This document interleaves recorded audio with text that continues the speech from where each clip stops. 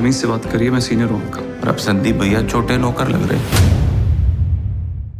भ्रष्टाचार करने वाले नरेंद्र मोदी जी जब सत्ता में आए थे तब उन्होंने कहा था, ये पूरे देश ने उस समय उनको समर्थन इसीलिए दिया था कि भ्रष्टाचार में पूरा देश उस समय डूबा हुआ था। उसके बाद में आपको कहना चाहता हूं कि उस समय भी कहा था, न खाऊंगा न खाने दूंगा। आज ये जिस तरह से भ्रष्टाचार हो रहा है तो इनके ऊपर कार्रवाई हुई तो इनको तिलनाट होती है। किसी भ्रष्टाचारी को हम नहीं छोड़ेंगे। आने वाले समय के अंदर भ्रष्टाचार करने वाले नरेंद्र मोदी जी जब सत्ता में आए थे तब उन्होंने कहा था, ये पूरे देश ने उस समय उनको समर्थन इसीलिए दिया था कि भ्रष्टाचार में पूरा देश उस समय डूबा हुआ था। प्रतिदिन अखबार की सुर्खियों में होता था भ्रष्टाचार। लेकिन उसके बाद में आपको कहना चाहता हूं कि उस समय भी कहा था, न खाऊंगा न खाने दूंगा।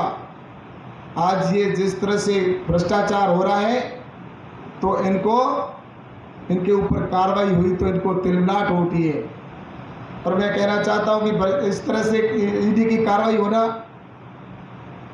ये उन लोगों के साथ में न्याय है और भारत सरकार का कमिटमेंट है कि हम न्याय करने के लिए देश के अंदर आए हैं सत्ता में। आज उनके ऊपर कार्रवाई होती है तो आपने देखा होगा कि जिस तरह से इन्होंने भ्रष्टाचार के अंदर, जिस तरह से यहाँ पर सचिवालय के अंदर पैसा मिलता है, आरपीएससी के अंदर जाते तो वहाँ पर भ्रष्टाचार हो रहा है। और उसके साथ ही आपने जिस तरह से भर्तियाँ होती है तो उसमें भ्रष्टाचार, पेपर लीक की घटनाएं हो रही है प्रतिदिन। कितने युवाओं के साथ में धोखा हुआ,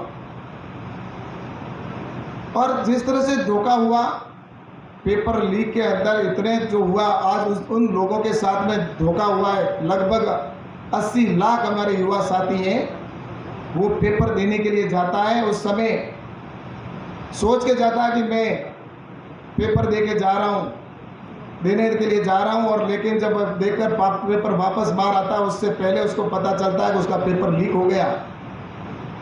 इस प्रदेश के अंदर 19 बार पेपर लीक हुए।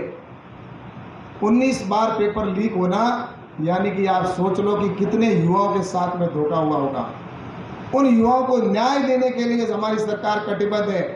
इसलिए जब ईडी की कार्रवाई हुई तो ऐसे भ्रष्टाचारी लोगों के खिलाफ कार्रवाई हुई है। सिर्फ एक परिवार के लोगों को जिस तरह से उन्होंने, चाहे आरपीसी के अंदर हो, चाहे इन्होंने पेपर लीक करके जिनको जिस तरह से उन्होंने लाभ देने का काम किया, और इनके मंत्री, हर मंत्री भ्रष्टाचार में डूबा हुआ।